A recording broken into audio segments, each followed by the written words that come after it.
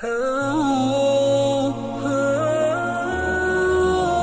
اللہ علیہ وآلہ وسلم تشریف فرما میرا قدر شاپ میرا قدر شاپ غلاموں بنی اسرائیل قبیلے کا ایک انسان تھا جسے ساری گناہوں میں گزار جسے ساری اپنے اللہ کو ناراض کیا اور ساری زندگی اپنی مرضی کرتا رہا۔ جب آخری وقت آیا تو اس نے اپنے بڑے بیٹے کو بلایا۔ اس کا بیٹا آیا، اس نے اپنے بیٹے کو کہا کہ دروازے کو بند کر۔ اس کے بیٹے نے دروازے کو بند کر اور باپ کہنے لگا میرے پاس آ کے بیٹھ جا۔ بیٹا پاس بیٹھ۔ باپ نے اپنے بیٹے کا ہاتھ پکڑا اور باپ کہنے لگا جو میں وعدہ تجھ سے لوں گا تو نے وہ وعدہ مجھے دینا ہے۔ جو بات میں کہوں گا وہ بات تجھے ماننی پڑے گی۔ بیٹا حیران ہے۔ بیٹا آگے سے عرض کرنے لگا میرے باپ ہو، آپ حکم فرماؤ۔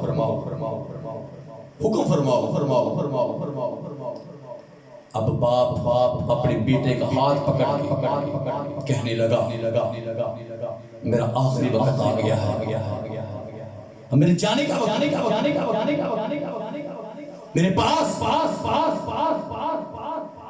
چند دن ہے، اب میں چلا جاؤں اور میرے سے وعدہ کر کہ مجھے کفن نہیں دے گا، مجھے قبر میں نہیں اتارے گا۔ بیٹا پاس ہوں کے حیران ہو گیا۔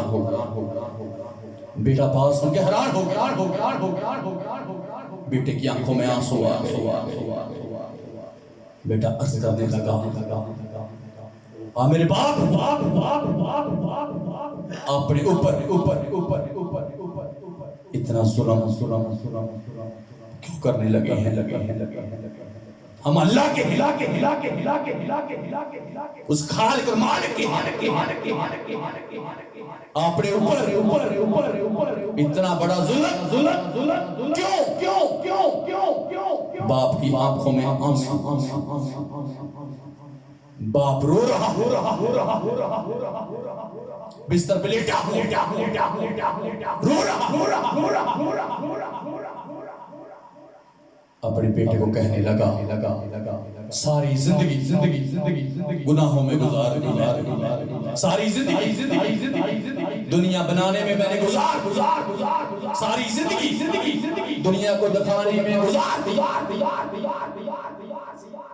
میں نے اپنے اللہ کو راضی نہیں کیا، میں نے اپنے خالق اور مالک کو راضی نہیں کیا، میں دنیا سے رشتے بناتا رہا، میں نے اپنے خالق اور مالک سے رشتہ نہیں بنایا، اس کا ہو میں اسی سے بغاوت کرتا رہا، اسی کا ہو میں اس کی نافرمانی کرتا رہا۔ اب میرے پاس کچھ نہیں کہ میں اس کا سامنا کر سکتا، اس کی ذات پاک ہے، اس کی ذات ان اللہ علی کل شیء قدیر ہے، وہ رحیم وہ کریم ہے، میں اس کا سامنا نہیں کر سکتا۔ میرے بچے مجھ سے وعدہ کر کہ جب میرے جسم سے روح پرواز ہو جائے پھر تو مجھے جنگل میں لے جانا اور وہاں جا کے آگ لگا کے مجھے جلا دینا، میں جل جاؤں میرا جسم رات بن جائے گا، ہوا چلے گی وہ رات اڑ جائے گی،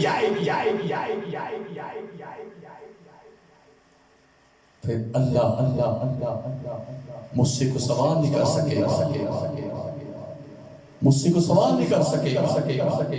دنیا والوں بیٹا رو رہا باپ رو رہا اللہ کی قدرتی دیکھ رہے اس کے قدرتی کان سن رہے بیٹے نے عرض کیا یہ میں نہیں کر سکتا اور جو حکم فرماتے ہیں وہ میں کروں گا میں آپ کا بیٹا میں جانتا ہوں باپ کی شان کیا ہے میں جانتا ہوں ماں کی شان کیا ہے پر میں یہ نہیں کر سکتا باپ نے کہا تو میرا بیٹا ہے میری بات کو ماننا پڑے گا میرے پاس کچھ نہیں کہ میں اپنے اللہ کا سامنا کر سکتا باپ نے مجبور کیا اپنے بیٹے کو وعدہ بیٹے نے وعدہ کر لیا دنیا والوں چند دن گزرے باپ کے جسم سے روح پرواز جسم ساکر ہو اب آ رہے رشتہ دار گلی محلے یار سب جمع ہو ہر کوئی انتظار میں اس کو غسل دیا جائے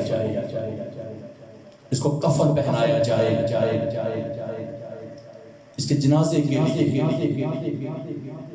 اس کو لے کے جنازگاہ جائیں پھر اس کو قبر میں اتاریں دنیا والوں ہر کوئی انتظار میں لوگ پوچھیں انتظار کس بات کا اس کے بیٹے تمام رشتہ داروں یہ بات سنائی کہ میرے باپ نے مجھے وصیت اور مجھ سے وعدہ لیا کہ میں اپنے باپ کو قبر میں نہ اتاروں بلکہ اپنے باپ کو جلا دوں پورے رشتہ دار حیران ہیں گلی محلے والے حیران ہیں کہ ہم اللہ کے ہیں اور اللہ پاک ہے اس کا حکم ماننا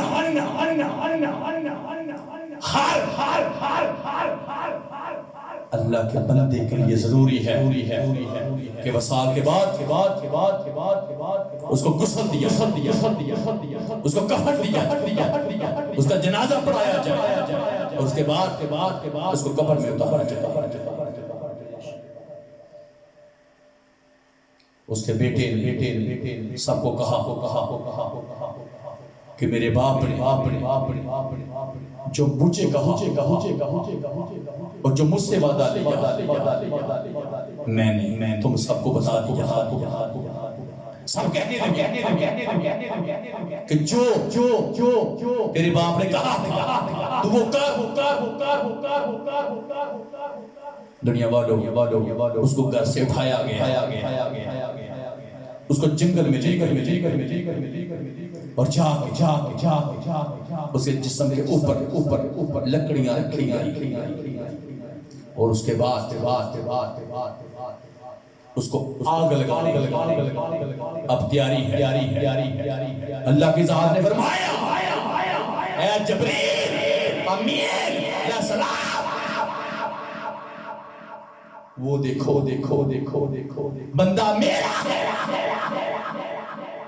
بندہ میرا میں اس کا خالق ہوں مالک ہوں اس نے میرے ڈر کی وجہ سے اپنے آپ کو جلانے کا فیصلہ کر لیا میرے ڈر کی وجہ سے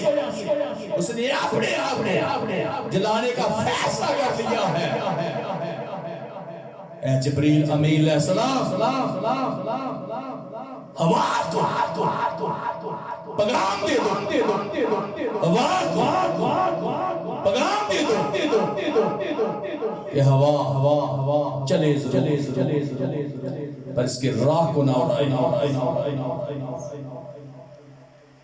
حضرت جبریل امین علیہ السلام نے عرض کی اے کائنات کے مالک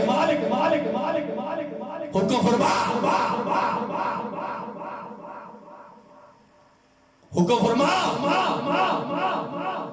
اب میں کیا کروں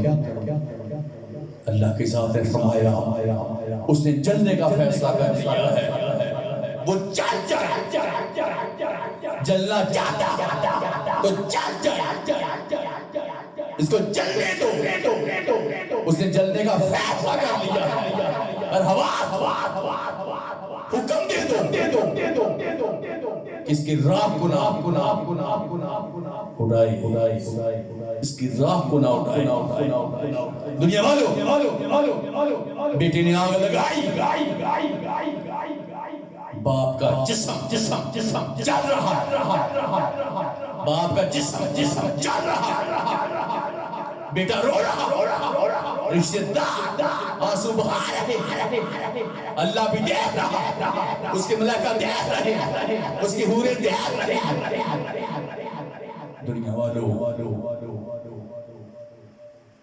باپ چل گیا باپ کا جسم راکھ بن گیا اللہ کی ذات نے اس کو دوبارہ زندہ فرمایا سبحان اللہ اللہ کی ذات نے اس کو دوبارہ زندہ فرمایا اب وہ کھڑا ہے اب وہ کھڑا ہے اپنے اللہ کی بات اب وہ کھڑا اور تھڑ کام رہا ہے دنیا والو اللہ کی ذات نے فرمایا کام کیوں رہا ہے کیوں کام رہا ہے کائنات کے مالک اسی دن کی وجہ میں نے اپنے آپ کو جلایا کہ میں تیرا سامنا نہیں کر سکتا میرے پاس نہ گناہگار نہ خطا کار نہ سیاہ کار میرے پاس ایسا کچھ نہیں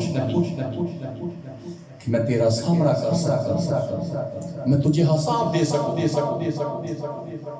اللہ کی ذات نے فرمایا ڈر گیا اے کائنات کے مالک تیری ذات پاک ہے تیری ذات شان والی ہے مجھے معاف کر دے مجھے معاف کر دے میرے گناہ بڑے ہیں مجھے معاف کر دے میں تیری شان کو جان چکا ہوں میں تیرے مقام کو جان چکا ہوں تیری ذات معاف کرنے والی ہے مجھے معاف کر دے اللہ کی ذات نے فرمایا ڈر گیا